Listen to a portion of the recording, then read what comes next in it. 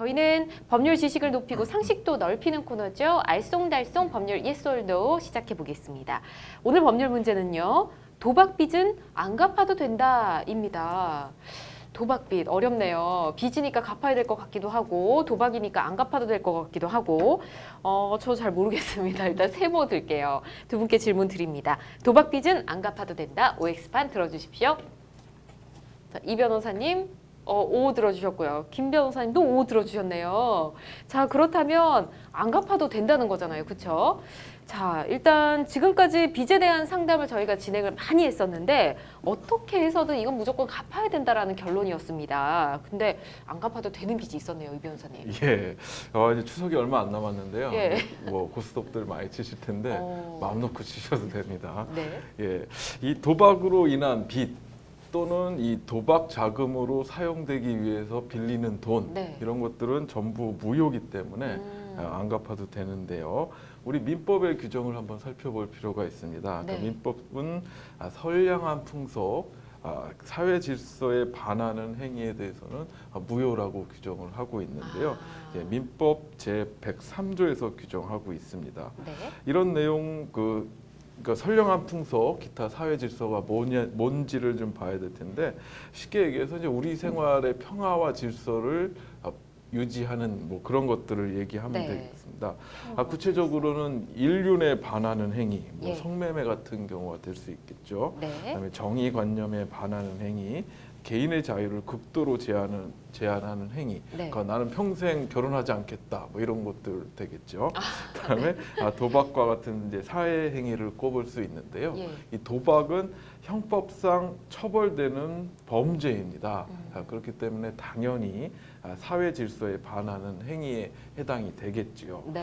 따라서 도박을 하다가 빚을 지게 된 경우나 도박 자금으로 빌린 돈에 대해서는 모두 무효에 해당되기 때문에 갚지 않아도 되고요. 네. 혹시 도박 자금으로 차용증을 작성을 했다고 하더라도 네. 그 계약 내용 자체가 무효이기 때문에 아. 그 차용증도 무효라고 보면 됩니다. 그렇군요. 차용증에다가 도박을 위해서 빌린다 이렇게 안 쓰고 그냥 돈 빌린다 이렇게 써도 그렇죠. 안 갚아도 되는 그 거예요? 사실만 증명한다면.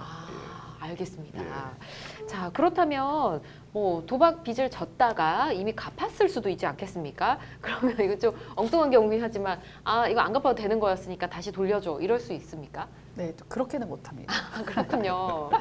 이미 갚은 도박빚에 대해서 반환 청구는 불가능합니다. 이것도 역시 이제 민법에서 불법 원인 급여라고 칭하고 있는 것에 해당되기 때문인데요. 네. 불법 원인 급여라고 하는 것은 이제 불법적인 내용을 포함하고 있는 채권 채무 관계에서 지급된 금전을 의미합니다. 네. 이제 우리 민법은 이런 불법 원인 급여에 대해서는 반환 청구를 인정하지 않고 있는데요. 이제 도박은 불법이잖아요. 네. 이제 불법인 도박에 기해서 이렇게 주고받은, 그러니까 갚았다고 해도 그것도 역시 불법 원인 급여이기 때문에 네. 반환 청구를 할 수는 없습니다. 그렇군요. 조금 엉뚱한 경우긴 한 것 같습니다. 네네. 네. 자, 그런가 하면 도박을 직접 하지는 않았지만 이 도박을 위해서 장소를 제공하는 경우에도 처벌받을 수 있다면서요? 예, 뭐 전문적으로 도박을 위해서 장소를 제공한다면 네. 뭐 도박장 개설죄 뭐 이런 걸로 처벌받을 수도 있고요. 예.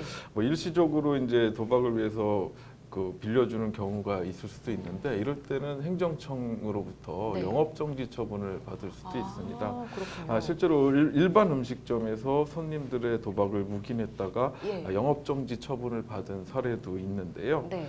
한 음식점 점주 A 씨는 손님 4명이 업소 내에서 도박하는 것을 알면서도 편의를 제공하고 이를 묵인한 것이 적발돼서 영업정지 2개월 처분을 받은 예도 있습니다. 그렇군요. 예.